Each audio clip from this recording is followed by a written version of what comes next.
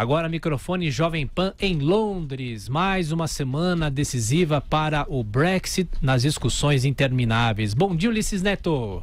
É isso mesmo, Thiago. Bom dia para você e para todos que acompanham o Jornal da Manhã. Aqui em Londres, 12h e 24 minutos. O primeiro-ministro está na Irlanda, tentando fazer algumas negociações com Leo Varadkar, que é o primeiro-ministro irlandês. Mas durante essa viagem ficou claro que vai ser difícil sair um acordo entre os dois lados, né?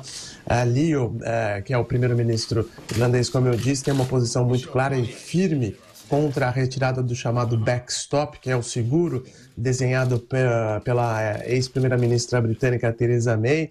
Deveria manter os laços entre a Irlanda do Norte e a Irlanda muito próximos e, sobretudo, as regras da União Europeia valendo nesse pedaço do Reino Unido, enquanto uma solução não fosse encontrada, e esse é o ponto principal que Boris Johnson não gosta do acordo. Ele está cada vez mais encurralado, o atual primeiro-ministro do Reino Unido.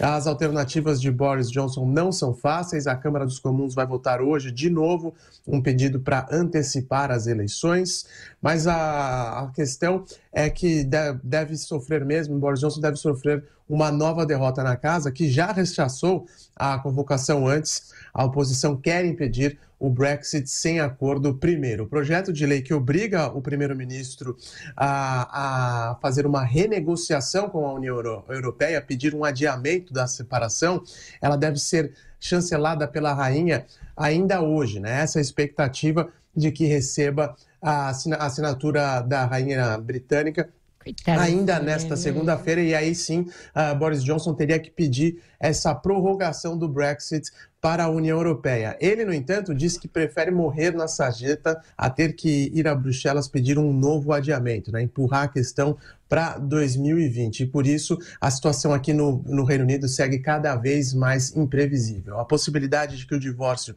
seja mesmo no dia 31 de outubro parece menor a cada instante, mas os próximos eventos dessa novela interminável ainda são muito incertos. Lembrando que também o Parlamento Britânico vai ser suspenso ao final da sessão de hoje. A partir de amanhã, o Parlamento estará suspenso por mais de 20 dias úteis, o que desencadeou essa nova crise. A expectativa é que a Câmara dos Comuns vote antes desse adiamento, mais uma derrota do Boris Johnson, como eu disse. Ele quer convocar a antecipação das eleições, mas a oposição não concorda com isso. E só para fechar a história, Thiago, a gente tem que lembrar que para que um novo adiamento do Brexit ocorra, a União Europeia também tem que concordar com isso, né? Os outros 27 estados envolvidos nessa história toda também precisam concordar com o adiamento. E a França segue fazendo seu jogo duro, diz que não vê o porquê de empurrar essa história até 2020. Então, no final das contas, até que o Boris Johnson pode sair com o que ele deseja, né? Que é o Brexit sem acordo mesmo no dia 31 de outubro. Tem que combinar não só com os russos, né, Bruno Garchagen?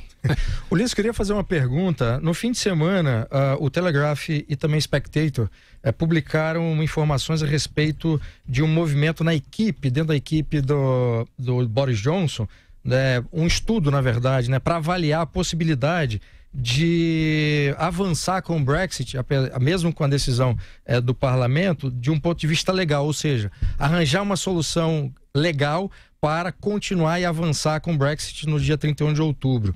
Você tem alguma informação complementar? Que tipo de... como essa notícia acabou sendo percebida aí pelos parlamentares e pela própria sociedade britânica? Sim, é verdade, Bruno. Esse é um dos desafios do gabinete do Boris Johnson mesmo, porque ele pessoalmente disse que não vai pedir esse adiamento, né? Ele prefere morrer na sarjeta, como tem repetido aqui nos últimos dias, a ter que pedir o adiamento. Então, as alternativas seriam, por exemplo, a lei que vai ser sancionada hoje pela Rainha Elizabeth II, obriga que o primeiro-ministro faça uma comunicação à União Europeia pedindo um novo adiamento.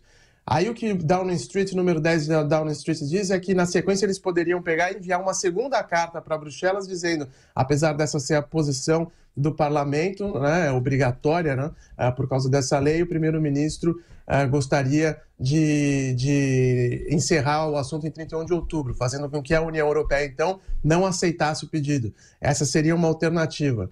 A outra alternativa que vem sendo discutida por aqui seria que o primeiro-ministro, ele pessoalmente, não fizesse o pedido, mas um outro integrante do gabinete dele enviasse essa solicitação para a União Europeia. Acontece que a oposição já avisou que legalmente ele tem que fazer o possível para que o adiamento seja conseguido com a Europa, né? Com que Bruxelas concorde com esse pedido.